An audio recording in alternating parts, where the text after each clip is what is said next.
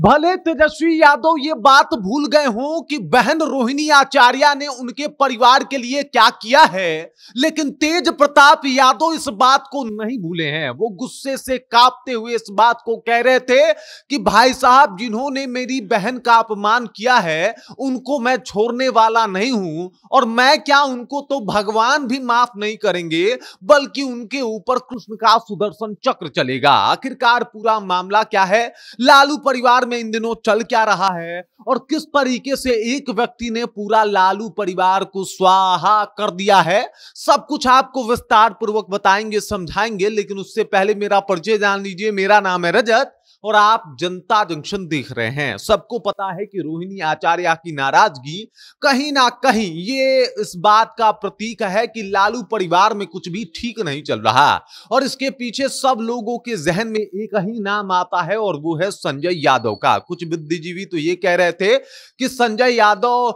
जो अपना सब कुछ छोड़ के हरियाणा से बिहार आ गए, गजब के इंसान हैं, उनका क्या दोष है। भाई साहब, अगर हरियाणा छोड़ के बिहार आना पड़े और राज्यसभा का सांसद बना दिया जाए तो फिर क्या ही पूछना। कल हमको ले चलिए दिल्ली, हम दिल्ली जाके रह लेंगे, हमको भी राज्यसभा से सांसद जो है वो बनवा दीजिए। तो ये तो बेतुका बयान है। अब आते हैं वापस मुद्दे के ऊपर।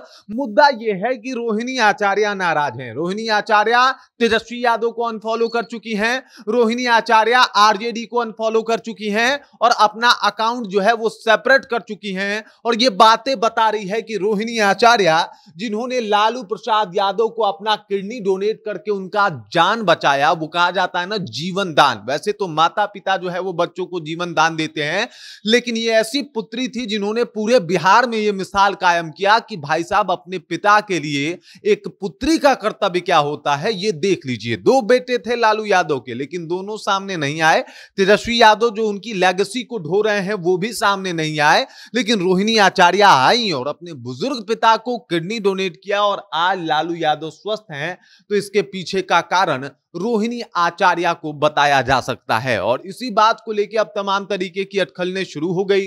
रोहिणी आचार्य ने एक पोस्ट क्या शेयर कर दिया, ये वाला एक पोस्ट क्या शेयर कर दिया कि उसके बाद जो है रोहिणी आचार्य को लेकर तमाम तरीके की बातें शुरू हो गई। और वो तेजस्वी यादव जो संजय यादव के साथ बड़ा कम दिखाई देते थे, इन दिनों को अगर कुछ जाके देखिएगा तो इन दिनों संजय यादव, तेजस्वी यादव एकदम से ऐसा लग रहा है जैसे जुड़वा भाई है। भाई साहब, अपना भाई जो है वो जा चुका है, लेकिन ये लोग दोनों भाई बन चुके हैं। देख लीजिए, तेज प्रताप यादव की अगर बात की जाए तो ये भी पार्टी से निकाले जा चुके हैं, और इनको भी जो है वो साइड किया जा चुका है, साइड लाइन किया जा चुका है। और अब रोहिणी आचार्य के ऊपर भी जो है ये बात आ गई। धीरे धीरे करके तेजस्वी यादव पूरा का पूरा पार्टी अपने पक्ष में करना चाहते हैं, ये तो लगभग क्लियर हो गया है। और वो किसके इशारे पे कर रहे हैं ये भी जनता से पूछिएगा तो लोग बता रहे हैं कि भाई साहब, संजय यादव आए हैं हरियाणा से और पूरा बिहार वाला फैमिली जो है वो खत्म करने पे तुले हुए हैं। इस तरीके की बयानबाजी जो है वो संजय यादव के लिए हो रही है, और संजय यादव के लिए पूरा माहौल जो है वो अलग ही बन गया है। रोहिणी आचार्य कह रही है कि भाई साहब, हमें कुछ चाहिए ही नहीं यार, रख लो अपना सब कुछ, मेरे लिए मेरा आत्मसम्मान सबसे ज्यादा बढ़ गया। उन्होंने लिखा है कि भाई, जो लोग मुझे ट्रोल्स कर रहे हैं, मेरे बारे में जो भी उल्टी सीधी बातें हो रही है या फिर माहौल बनाया जा रहा है, वो पूरा गलत है। इन्होंने कहा है कि राजनीतिक महत्वाकांक्षा ना कभी मेरी रही थी और ना ही है, और ना ही मेरा कोई ऐसा लेना देना है, ना ही मुझे विधानसभा का प्रत्याशी बनना है, ना ही मुझे विधायक बनना है, और ना ही मुझे किसी तरीके का जो है वो प्रतिद्वंद्विता है। पार्टी के भविष्य में बनने वाली किसी भी सरकार से किसी भी पद का कोई लालच नहीं है। मेरे लिए मेरा आत्मसम्मान, मेरे माता पिता के प्रति सम्मान और समर्पण, मेरे परिवार की प्रतिष्ठा सर्वोपरि है। इन्होंने कह दिया। भाई का जिक्र नहीं किया है। तेजस्वी यादव से मनमुटाव है कि नहीं है, इस पे एक लाइन भी नहीं लिखा है।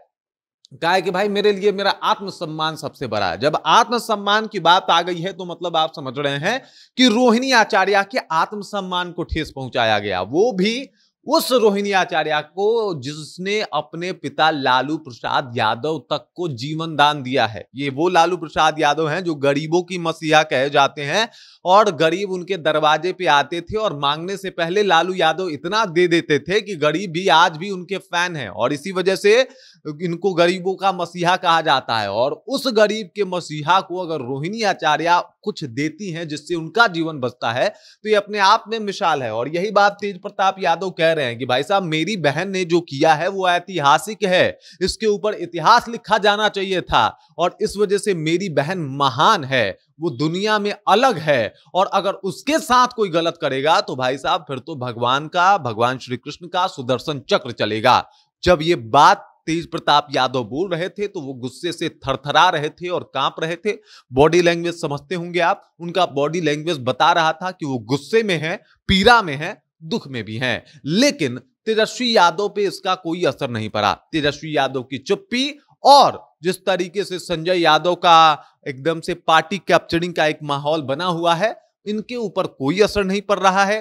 अब आप समझ जाइए कि रोहिणी आचार्य चली गई, तेज प्रताप यादव चले गए, मिसा चली जाए, लालू भी एक पल के लिए लालू प्रसाद यादव चले जाए, इनको कोई फर्क नहीं पड़ने वाला। ये लोग आराम से अपने धुन में जो है वो मस्त बैठे हुए हैं। हालांकि लालू जाएंगे तो बड़ा मुद्दा बन जाएगा, तो इस वजह से जो है वो लोग चाहते नहीं है, बट ऐसा भी हो तो कोई दिक्कत नहीं है। अगर लेगेसी ना जाए, लालू चले जाए, तो ये लोग जो है वो ये समझौता करने को शायद तैयार हो जाए। बाकी इस खबर, इस जानकारी को लेकर आप क्या सोचते हैं? जिस तरीके का माहौल बना है अभी लालू परिवार में, उसे आप कैसे देखते हैं? कमेंट करके अपना विचार जो है हम तक पहुंचा दीजिए। बाकी आप देख रहे हैं जनता जंक्शन और मेरा नाम रजत है।